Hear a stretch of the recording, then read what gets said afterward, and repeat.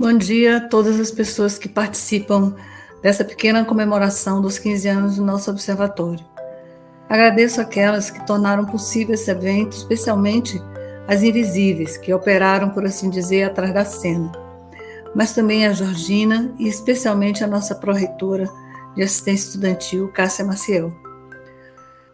O grupo de pesquisa, eu diria, é feito de muitas matérias vivas, mas duas delas me parecem ser essenciais. Uma é a participação na grande aventura humana do conhecimento, movida por uma energia sustentável de baixo custo, a curiosidade. Essa característica que faz parte de nossa evolução enquanto animais humanos. A outra é o sonho, o segundo ingrediente incontornável da ciência, mas não qualquer ciência. Falo dessa com o concurso de muitas mãos que estamos construindo no lado sul desse mundo conturbado e desigual. O sonho da independência, da autonomia, das relações horizontais e arejadas, da igualdade, do cuidado e, sobretudo, da democracia. Curiosidade e sonho se aliaram nesses 15 anos no interior do observatório e cuja existência devemos agradecer aos estudantes que ingressaram em nossas universidades através das políticas de ação afirmativa e que, com suas dificuldades, sucessos e muita tenacidade, compartilharam suas histórias e perspectivas sobre o mundo da vida. Muitos deles vieram compor, construir o OV, criando essa porosidade epistêmica importante no qual se confundem cada vez mais com os próprios sujeitos das pesquisas que realizamos no interior do observatório. A eles, toda a nossa dedicação e reverência. Vamos continuar a aventura. Obrigada.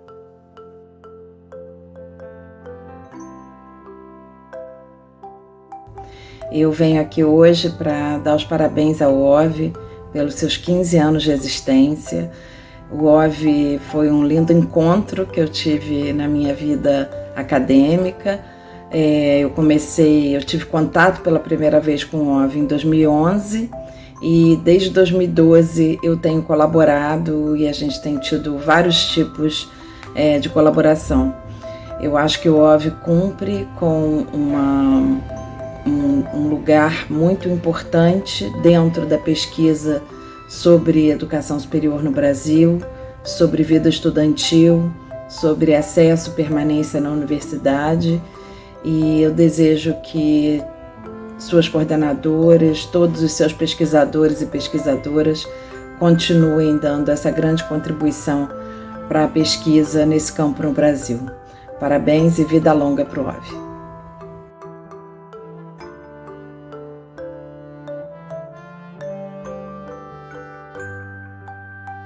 Fui invitada en el año 2015 y 2017 por Sonia Sampaio a participar de los congresos que organizó el Observatorio de Vida Estudiantil y también a escribir en la revista del Observatorio.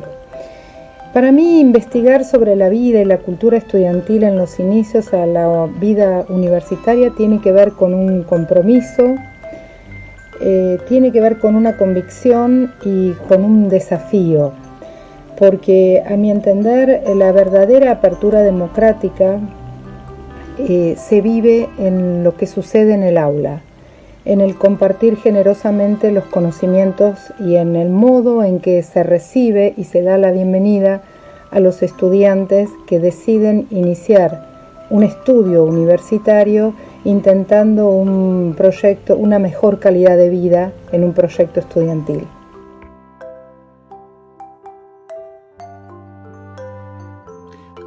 Bonjour chers collègues, je commencerai mon message d'abord par féliciter tous les acteurs qui ont participé à l'animation de cet observatoire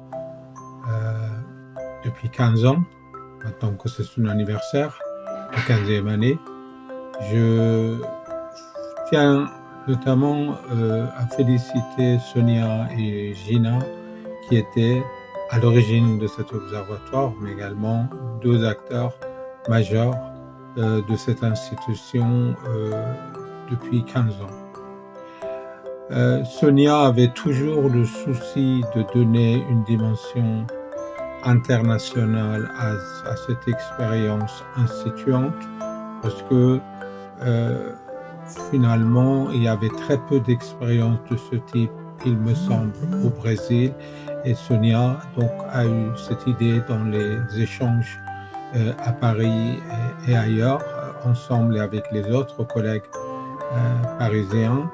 Et cela a donné l'occasion de participer aux activités de l'Observatoire. Moi, j'ai eu 3 expériences très riches et très intéressantes avec l'Observatoire. Bonne fête, les amis, et merci de m'avoir associé à cette aventure heureuse et très intéressante.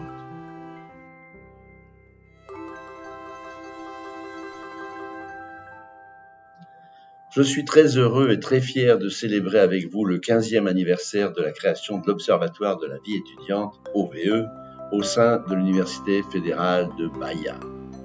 Je suis maintenant un vieux compagnon de route de l'UFBA, puisque j'ai fait ma première conférence à l'UFBA il y a plus de 28 ans, en avril 1995, lors d'une tournée de conférences dans 7 universités fédérales du pays. En 2008, mon livre « Le métier d'étudiant » a été traduit par les professeurs Georgina Gonçalves et Sonia Sampaio et publié par les UFBA sous le titre « A condição de estudante, a entrada na vida universitaria » qui le diffuse toujours dans sa 4e édition actuelle. À quoi sert un observatoire de la vie étudiante? Selon moi, il ne s'agit pas seulement d'observer les parcours des étudiants et leur réussite ou leur échec en établissant des statistiques évidemment utiles. L'observation permet surtout l'analyse, et l'analyse doit conduire à l'action. Observer, analyser, agir, tels sont à mon sens les objectifs d'un observatoire de la vie étudiante afin de mieux conseiller et accompagner les étudiants vers leur réussite de telle sorte qu'ils puissent trouver leur propre perspective d'avenir. Sans perspective, en effet, personne ne peut même imaginer puis construire un avenir. Je souhaite donc longue vie et plein succès à l'Observatoire de la vie étudiante de l'UFBA. Merci et bon colloque et bonne célébration.